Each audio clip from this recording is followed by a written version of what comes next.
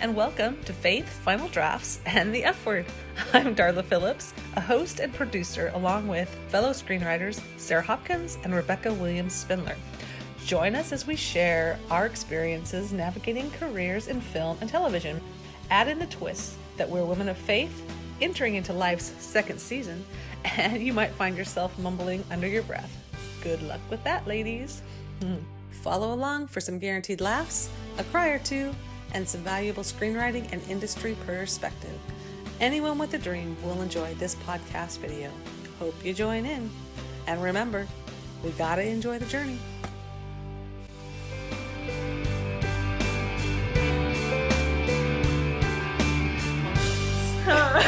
We've been talking about this for a few months, and here we are. We're doing. I can't believe we are putting together a screenwriting podcast from the perspective of women of faith over 40.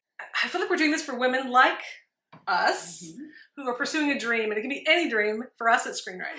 All right, so this first episode, we're basically just going to introduce ourselves to our listeners and our viewers, as well as share a bit of our whys. Like, why are we doing this podcast? Why are we pursuing screenwriting? Why do we write? Do any of this? So hopefully this first episode will help the viewers and listeners get to know us a little bit and know our purpose in doing this podcast. So I'm gonna start. I'm Darla Phillips, and I'm gonna lead out with I'm a mom of 4, and I'm gonna proudly say I'm a grandma of 13. That's so awesome. I love that. And I've been married 37 years. And so I feel like just with that little intro, we all know that there's a lot of wisdom and life experience just in that, and we're all gonna absolutely have that same stuff. I can remember being young in school, trying to write a story and knowing I had the story in me to tell, but the frustration of trying to get the emotion of that story onto the page was very frustrating when I was young, because I knew I would write it and I'd be like, this stinks. This is not, good enough. So I've had it in me from my childhood to be a writer, but I really didn't pursue it much until I was a young married mom. I had 3 kids at the time, went to school, took some classes. I was like, okay, I'm gonna, get my skills brushed up to become a writer, and was kind of going along, and then I had my 4th child, and then a death of my sister-in-law, who was my best friend at the time, and it all stopped right there until that youngest baby went off to college and I pursued it again. So anyways, I don't know, I feel like you'll learn more about me as we go along. Becky, tell us a little bit about you. And Sure. So I'm Rebecca Williams Spindler, and I've been writing since I was 9.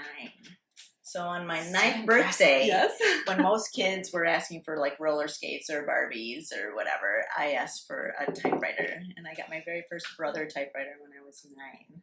awesome. So I just love telling stories. My dad was quite the storyteller and whatnot, but yeah. So this is how I would entertain my parents when I was little. I would get out the ironing board, and I'd pull up my chair, and that would be my anchor desk. And I'd be like writing the daily news and telling the daily news of the neighborhood or of the family or whatnot. That's awesome. So that kind of launched me into going to school for, I didn't go for journalism, but I went for communication arts. And I've always had a love for radio, TV, film, more on the film side. And then, I married my high school sweetheart, and I've been married for 28 wonderful years. And I have an adult daughter who's grown and flown, so I'm an empty nester. And I put my writing aside as well to raise my family, to kind of get into my career. I've been in the healthcare industry for over 20 years. That was very satisfying and whatnot. And it still is. I'm still really connected to the patient and family journeys for folks that are particularly on the Alzheimer's and dementia journey. That's where my passion is. But anyway, so the door of my writing didn't reopen until I was 35. And it reopened in a way that I didn't want it to. It's a life traumatic. I lost my dad when I was 2 days after my 35th birthday. And I had to write his obituary. And so when you were given that kind of task, it just uncorked a huge bottle for me. And that was kind of a wake-up call that life is short, and that if God has given you a gift for word and for story and for sharing someone else's story, in this case I had to share my dad's story, it just kind of was like, this is what, you know. And my dad always told me when I was growing up that I was his writer. And so it's like, okay, I'm going to do it. So I went back into writing, but it was difficult, right? Because you're raising a family, you've got the day job going on. And so I was the 10 p.m. to 2 a.m. writer, which was nuts, but I needed to have a quiet house to do that. So, and then I've been writing now 17 years. So awesome. Yeah. Very cool. With so many, Oh yeah. So things. She's written Yeah. so many things. Books, So- the amount of content. Yeah, It's impressive. it's building the IP portfolio, folks. Yes. Always building. And so I started with published short stories, and then I wrote a 3-book novel series with my daughter. It's a middle grade young adult novel series. And then I just kind of made a natural pivot into screenwriting, but I'll get into more of that later when we talk about why we are screenwriters. Why we're doing this. That's what I want to be when I grow up. So Sarah, let's hear about how you came to be here. So first of all, you girls are my favorite people ever. I don't feel like I belong at this table Oh, because whatever. I'm so new to writing compared to you guys have been doing it for so long and you've always known that's what you wanted to do. I didn't really start out that way. Writing was something that came to me when I was turning 40. But I feel like storytelling has always just been a part of who I was. Moved around every 2 years when I was growing up, and so every new place that you go to, you kind of, not reinvent yourself, but it's a whole new adventure. And it kind of helped shape my worldview on how many different people are out there, how many different places, in all the different cultures, whether that's a small town, a big town, United States, overseas, like there's so many different places that you can grow your own story, and all of those people in those places help you find your voice, right? So yeah, for me, like I said, growing up every 2 years, moving around, and it was a natural progression for me to go in the military. Went in the military at age 18. Yep, and I love that. And that was a great experience for me. I grew up, I served my country, and that's something that's really, really important to me. Got married very young, got divorced very young. The traumatic life events that you do when you're young and figuring yourself out. And a lot of people ask me, they're like, do you ever regret getting married that young? And I'm like, no, I don't. Me either. Yeah. Part of our story. Right? But you guys stayed married young. I was like, I got married young, I got divorced. I'm like, I still don't regret that. Life lessons. Yeah, for sure. And it does. It gives you a voice. Your life experience, especially for, this kind of audience, you have so much life experience that you might feel like, oh, I just raised kids my whole life. I don't have a voice. I don't have these life experiences. But oh my gosh, you are a wealth of experiences that a lot of people want to hear and see your voice now. So it's exciting. But fast forward, so got remarried, another military man, which it was one of those things where you're like, oh, I know this life kind of thing. And it was an interesting transition from being a military member to a military spouse. I had to check myself a little bit. But it was my honor. And so my husband and I have been married for 20 years, actually 21 this fall, in a couple weeks. And it's been quite a ride. The last 20 years for our country has been crazy, and raising kids with their dad deployed all the time, and again, those are those life experiences that you might not think give you a voice, but they absolutely do, right? So writing for me, it was one of those crazy things, and for me it was the impetus again of some kind of almost like trauma. You have this life experience where it uncorks something. So my husband was deployed over to Afghanistan in 2011. And while he was gone, being a former military member, I was like, oh, I wonder what he's doing, because you can't talk to them whenever you want to. And so I'd, go online and look at like Al Jazeera to see where all the latest conflicts were, and I'd try to figure out what was happening in his world. And in doing so, I kept running across these stories of these female Marines that were being attached to male infantry units. And I was just so intrigued with that because I was like, oh, that's always what I kind of wanted to do, kind of thing.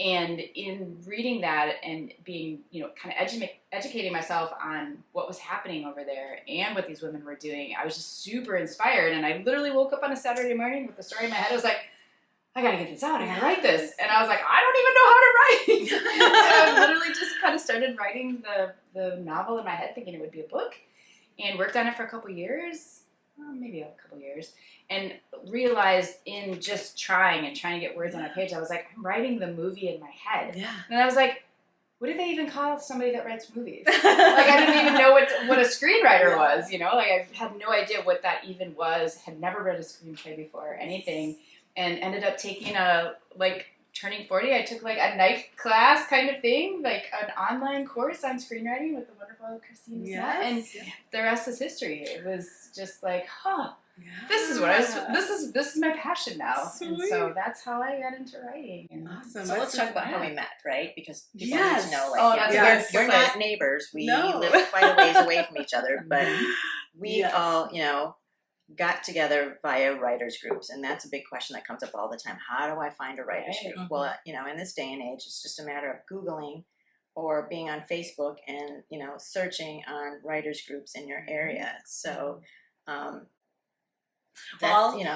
Yeah, so basically, I did have a literary writers group, although I was writing a screenplay, which was interesting. They were very helpful, but my writers group decided to go to the Writers Institute. Yes, the Writers Institute in Madison. Had the opening night was, pitch your logline night. Oh, yes. And my friend, who I think we should have as a guest because she's an amazing writer, Brooke Cutler, she's like, Darla, you need to pitch. She's like, you've got such a great story. Go up there and pitch your logline. Like a fool. I did. I got up and pitched my logline in front of, we should have looked up her name. Anyways, she was a guest from, LA. She was writing a book on log lines. We will find out her name. And she's still a producer. Yeah, she is. Yes. Yeah. Little did I know, there are like 3 people in front of me, and they're pitching their log lines, and she's shredding them, and I'm like, oh, can I sit down? the best way, I just want to sit down. Yes, Yeah. no. And then horrific. And so I was like, okay, I can't sit down. So I just kept. It was my turn to pitch my log line, and I still stand by my log line. It's a great log line, but I know her job was to shred it, and she did. And I had to, I think that was my first experience pitching and my first experience being ripped apart in front of a huge group. So I pretty much sat down pretty demoralized. But afterwards, Becky came up to me with... Yeah, I was in the audience. Yes. I was in the audience. Rebecca. And Yep. she brought me a card to join, invited me to join the Wisconsin Screenwriters Forum. Yep. Which, I felt like at least I impressed her. My log line impressed her, and a sweet little Amish lady who caught me afterwards. She's like, your story sounds awesome. Yes. Amazing. I never heard that. Yes, she told me afterwards. But anyways, and then, so Sarah, how did you? So same thing. So I went to that same Writers Institute, and this was the first writers conference I'd ever been to, and I felt like an absolute fraud. I just remember walking in, I was like, "What am I doing?" It was one of the first times, my girls were young enough that we still, it was a miracle that my husband was home that weekend to be able to watch the kids, and he's like, "You need to go do this thing," and I was like, "Okay, oh my gosh, I'm so nervous." And the main reason that I went was they had some panel breakouts where you could basically do a practice pitch with somebody in the industry. And I was like, I just want to see if this thing has legs. I hadn't even finished the screenplay yet, which is why I felt like a total fraud. I was like, I can't even finish this thing. Why am I going to a writer's thing or whatever? But Christine had recommended it as well. And I was like, okay, I'm going to go do this. And I was like, treat it like a girls' weekend. And it was like, I stayed right there at the hotel. I hadn't treated myself like that in a really long time. Note to self, all you mamas out there, go treat yourself. Yes. Seriously, go to one of these things because it was a really, really good experience. So I go to this thing, feeling like a frog. I'm literally totally sweating buckets, so nervous, to do this we are right now. pitch, right? It's a warm hot passion. But yeah, and I sat down with Ken Miyamoto, who he's been so huge in my life, and he's an amazing person. He's an amazing dad. He's an amazing mentor. He's an amazing writer. But I sat down and pitched this thing to him, and I had no idea what I was doing. Zero ideas of what I was doing. And I was like, Good. And he's like, I want to read that. And he's like, send it to me when you're done. He's like, I know people because this is like 2015 time frame, right? That was the year.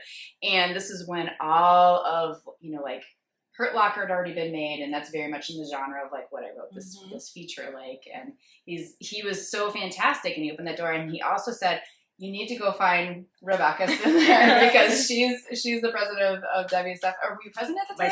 Vice president at the time. Yeah. And you need to get hooked up with them and da-da-da-da. And so I came to one of your panels that you were speaking at that she's amazing. It was like, why I hate dark and nasty or something like that. I was like, this woman doesn't look like she was like writing dark and nasty stuff. It's like this wholesome mama. And I was like, oh my gosh, we can write things that are outside of what our scope of our daily life is and what we're perceived as. Like you look at us, we look like three little cheerleaders right now. But the things that we write, and that was one of the things that I was so drawn about this podcast. I was like, being a faithful person, being a family person, you can still have a really gritty voice. And that's not a reflection of you, it's a reflection of your characters and your writing, what you're trying to say in that story. Because it is creative and it's an art. So that was one of the things that I loved that we were going to really kind of lean into with this. Definitely. And future podcasts, we were going to focus on that for real. So tune in for episode 2 where we're going to talk about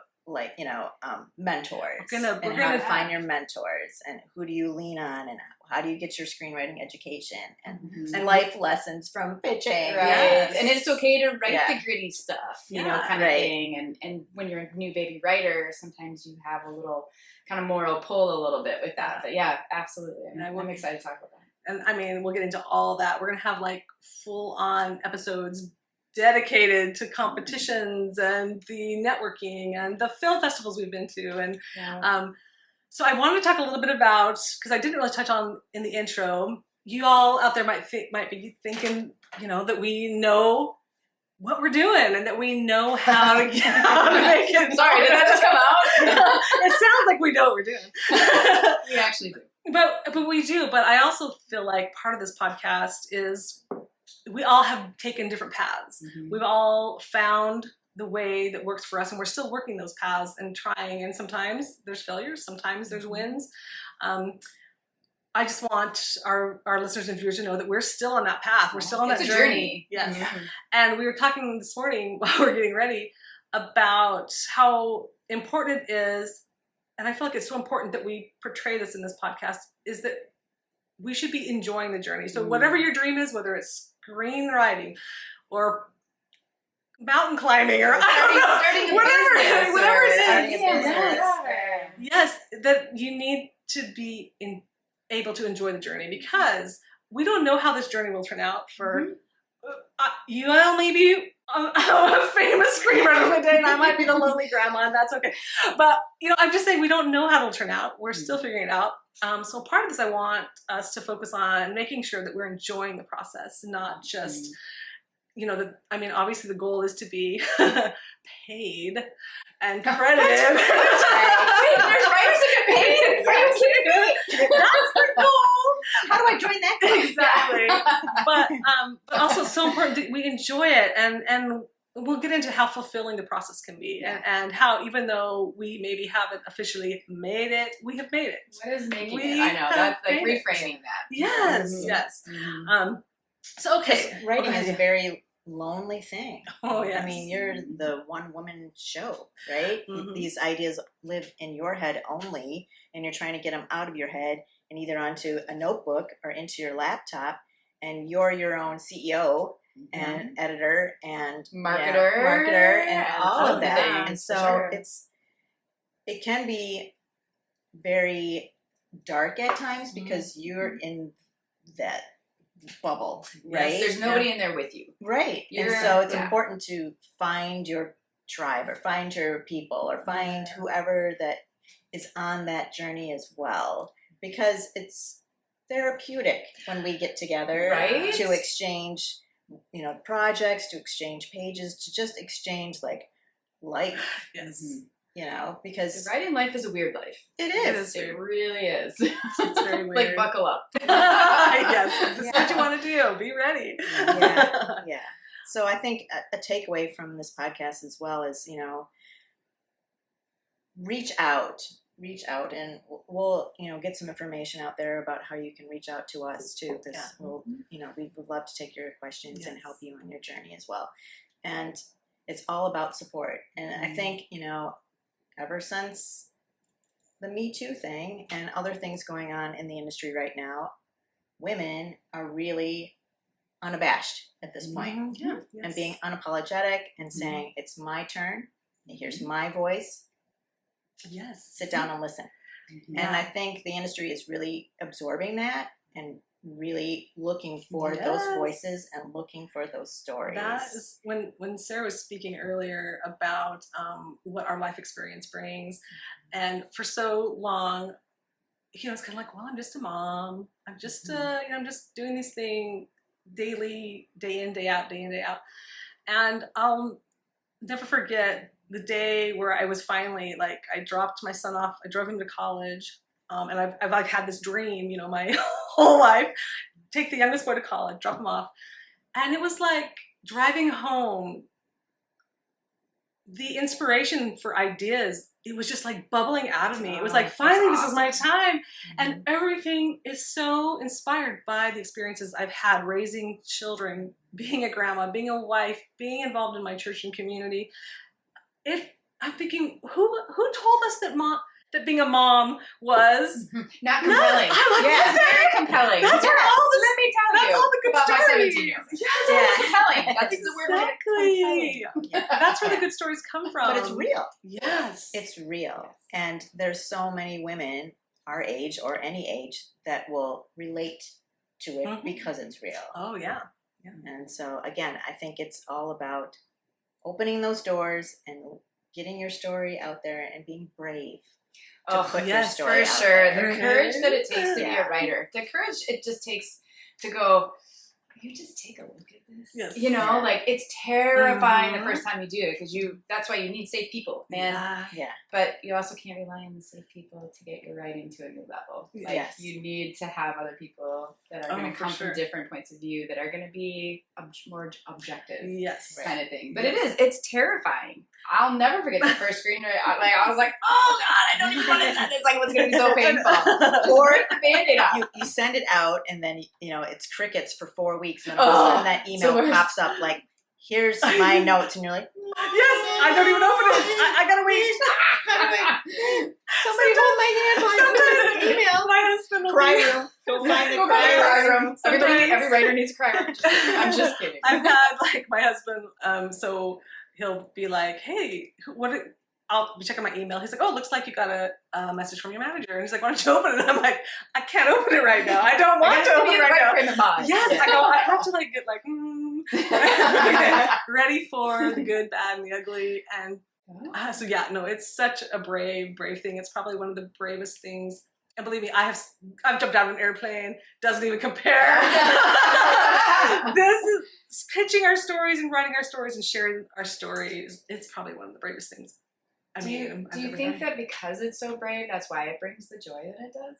Oh, for sure. Joy of the journey is because you were so brave.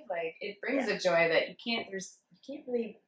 there's nothing else. I find joy in my children in a different way than I find joy that comes out of my writing, right? Yep. There's a little different flavor to it. That I think it's because it's solely yours.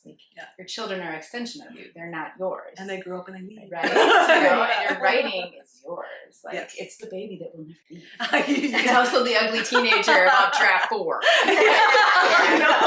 Move along, ugly teenager. This isn't about you. This isn't about you, I promise. You recognize yourself. And it is. I mean, having the Amish lady come up to you and saying, I would read this, that's what it's all about. That if you put your baby out there and you're brave enough to put it out there and you get 1, 2, 3, 4, 5, whatever, people responding to it and saying, oh, this touched me, or you made me laugh, or you made my heart just that's what it's all about, you know? Yeah. And so many people get into this industry, screenwriting in particular, thinking, oh, I'm going to see my name on the big screen in 6 months. I'll be there. And I'm going to bring in $1 million on my first sale. So it's look at what they make out there? This will totally sell. Yeah. So you're going to hear this, and you probably have heard it, that, and it's so cliche, but it's the truth that screenwriting or any writing actually is a marathon, not a sprint. Yes. It is a long game. It's a long journey, and you're in it to be in it. Mm-hmm. And if you're in it for the money, Move along, sis. Move along, sis. Lord help you. But yeah, At least start. It could happen. It could happen. Yeah. We're like that. But then again, it could happen if I you do know how to get it out there. Yes. Well, I'm And sure. Get smart about it. Yeah. But I do believe, really and truly, we do want that. Obviously, Absolutely. we want that, Right? and we believe it can happen. Yeah. And so we. And it's okay to want that. Yes, yes. Right. But definitely We apologize. find the things along the way, like it's making us. We're growing. We're becoming stronger. We're recognizing our voices matter. I think that to me has been the most unique. Because I didn't think my voice was that interesting, but then to have other people be like, "Yes, that is a unique voice. That's interesting." Mm-hmm. I don't know. That to me has been very rewarding, and realizing the life I've lived, the hardships I've gone through, they have made me who I am and have created that voice, and so I wouldn't go back and change it. So our life experience brings a lot to writing. So anyways, I don't know how much time we have left. I wanted to just say, for our listeners and viewers, because I know we've talked a lot about ourselves today, and it won't always be that way, but maybe it will be. But as we go forward, we are going to share so much about the paths we've taken. And so I feel like hopefully with each episode, the listeners will go away with some valuable perspective, whether it's the perspective they're going to use on their journey, or they're going to be like, no, I'm not going that way. And that's fine, because that's part of this listening to other people's experiences. For me, I definitely glean what resonates with me, and then there's parts that I'm like, no, that's not what I'm doing. But so I'm hoping that that's some of the value of this too, is that we're sharing our experiences, and I do think it's a valuable perspective. I really do. We have some great things to share. So, all right, I'm going to move on to this section, because I think we're probably. Don't you think we're probably getting close? Sure. We should have brought this over closer. our stopwatch is over there, and it's not. And I can't. The screen has gone dark. The screen's gone dark. So We don't have anybody behind the camera when the saying, cameras- wrap it up. We're on our own. We're okay. We're And okay. the blinkies are still blinking, so we're okay. Maybe So- eventually we can afford an intern that can be standing back Exactly. there. One of your There you grandkids. go. My grandkids. Nana, Get my husband. wrap it up. Get my husband over here. Come on. Get back here. I did have my, I'll go into that later. We'll talk about my makeup artist. Okay. I'm traumatized. Yeah, see, okay. I'm traumatized. I'm going to go there. I'm going there. Okay, so I've got fakies on. If anybody can. Which are eyelashes, Yeah. in case you're wondering. Oh, yes, fake But eyelashes. you're gorgeous. And I made Sarah put them on for me because I'm too blind to do it myself. It was traumatizing. I can't even watch people put contacts in their eyeballs, and then she's like, "Put these caterpillars on my eyes." And I'm like, "I can't do it. Don't make me do it." Well, I'm going to tell you, because I was just around this table a month ago with a bunch of 20, 30, they were 30, late 30-year-old women. They're all talking about the Botox they've had, and I'm sitting there like, I'm not going to say how old I am, but I did say I had 13 grandkids, so I'm pretty old. And I'm sitting there going, what the crap? I'm the only one at this table who hasn't had Botox, so I am going to do the fake lashes. Watch this. So I'm doing the fake lashes. Anyways, look amazing. I tried to get them for everybody, but anyways. Didn't So work. yes, Next so time. to all the mamas out there, do what you got to do to make yourself feel good. Yes! Right? Amen. Give yourself a fake lash. Just don't make your friend do it. Yes. And this is where you need your friend. Draw the line at wax strips. Oh, yeah. Oh, no. No, we're not going there. But I feel like we will. we will. So we decided to each share a tangible item or token that we can share that kind of represents a little bit about why we're screenwriters and our or what inspired us or our purpose in doing this. And the thing that I brought, And a little tie to our faith. yes, too, right? yes. Oh my goodness. And yes, and you'll see as we go along, we definitely we'll be tying a lot into our faith. That's a big part of getting through all this. So, so I brought along with me something interesting. So, like I said, I knew I wanted to write from the time I was very young, but I struggled with getting that deep emotion onto the page. So about when I was young, in my young 20s, I decided I was going to write my first short story on a word processor, no less. Fancy. And back then, you bought these big Writer Digest books, and it had all of the publishers and if they did fiction or short stories. And so I had this big fat book. I started looking about, where can I, first I wrote the story, then I found the publisher I was going to send it to. I sent a few of these out. This is the only one that came back because you give your self-addressed stamped envelope. So this was in May. Well, I got it back on May 26th, 1992, from New York City. My stepdad made sure when I was writing this crappy story, he was like, "You make sure you get that copyright." And I'm like, "Oh my gosh, someone's gonna steal my story." So that's a whole other topic. A whole other topic, yes. And so he's like, "Well, then do the poor man's, and you seal it up and you send it to yourself, and you never open it. And so if anyone ever steals your story, you can pull it out and be like, okay, hey guys, this is back in 1992. I wrote that story. Sad thing is, and we won't quote it today, but I pulled it out to read it. It was so bad. I'm like, no one on earth is going to steal this story. Nobody. I had to go back and try to fix some of my errors. But anyways, word processor. Word processor, kids. First short story. Will the past forever slumber? Maybe one day I'll resurrect Ooh. this. We're gonna have to pull that out tonight. Yes, but for me, this was just such, it just reminds me how long I've had this dream. And even when I had to put the dream aside for a little bit, for many years while I was raising my kids, the dream was still alive in me. In fact, my husband's grandmother, I talked about it all the time, and she knew this was my dream, and she was probably still alive when I wrote my first stories. And Grandma, I love you. Every time I saw her, she'd be like, "Darla, how's that writing going? Darla, you need to finish that story. Darla, yes, a fan before, yes." And since she's passed away, oh my gosh, here comes the faith. I don't know. I believe in angels. I felt her presence. And it's not even my grandma; it's my husband's grandma. She kicks my booty. Like she's the one. Like, that's awesome. like keeps me going. I always remember her voice, like, "Darla, are you doing that writing? You need to pursue that writing." And so, anyways. I don't know. This was my thing to share, just to remind me how long I had this dream. And so, anyways, there's my thing. I'll be quiet now, and one day we will read and laugh. I'm totally reading that. Get quiet later. You'll lower this. Oh my gosh, I'll die.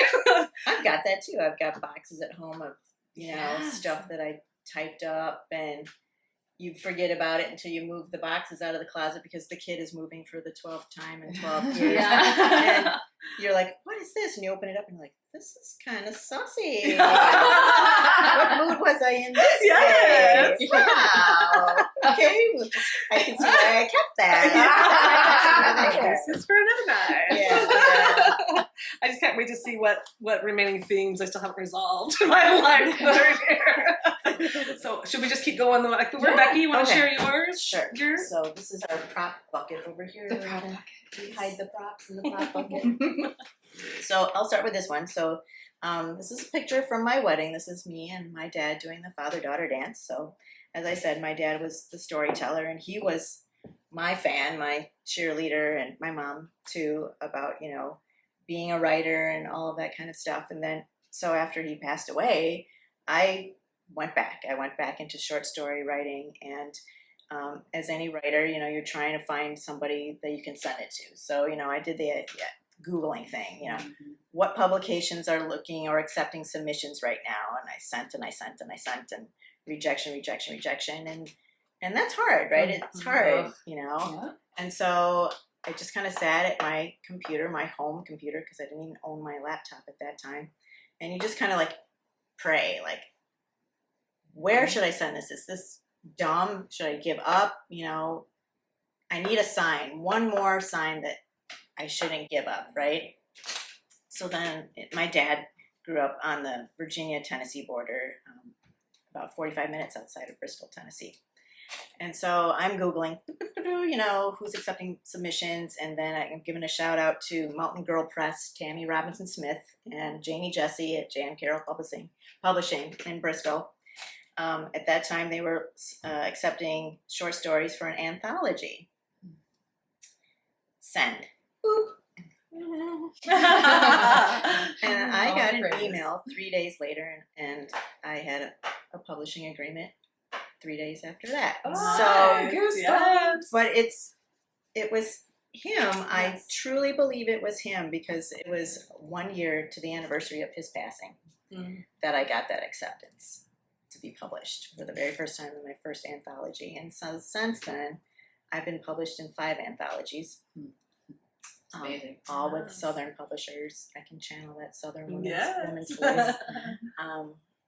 My background is so wonky. I consider myself an Asian Appalachian American. So I have 2 different grandma's voices in my head at all times, telling crazy but wonderful stories. And another thing, that I brought, because we all need that. I feel like crap. I'm getting all these rejections. If you have someone in your circle, whether it's a friend or a family member or a church member, someone that will always be that shoulder to lean on, because there will be these moments where you want to just throw in the towel and say, screw it, I'm going to just leave this. You need to have that one person that kicks your booty and says, are you writing? Are you writing? Have you made that movie yet? My husband is my dude. And so when we were on vacation at Universal Studios, he bought me this, and it's World's Greatest Wife, right? And as screenwriters, this is the dream, to hold Oscar in our hand someday. Exactly. But if we aren't years old. But I feel like I'm already a winner because I'm married to the most wonderful man ever, Sean. Yes, we do need to. Dude, you totally just stole my thunder. Nicely done. Yeah. Would you like to hold it? I might. So, honey. I know, great. Now I gotta kiss my husband's booty too. You go first. You think about when you're trying to explain this crazy dream and this industry, and how those two don't ever seem to match at all. And to have somebody in your corner be like, I really have no idea what you're going through or whatever, but I'm gonna love you through this kind of thing. So I feel the same way, like Gary. It's so important to, if it's not a spouse, a friend, somebody that believes in your dream as much as you do is super, super important. One thing my husband will also, whenever I'm feeling like I'm just never gonna make it, or why am I doing this, and he'll always just remind me. He's like, Darla, it's like where you are right now is a miracle. It's a miracle that you've gotten this far, and he's it's a miracle you got any words on a page. Yes, like and then we finish that way. Right? Can I just add that I think, even though our daughters might not say it out loud, I have a feeling that our daughters really look up to us as an inspiration as well, because this industry that we're trying to get into is so competitive, right? And that if you can get as far as that we have, that you're a finalist in a competition, or you've got a manager reading your stuff, or you've got a studio requesting your stuff, and then you relay that to the family circle, and you see the daughter's eyes go like, ooh, that's kind of cool.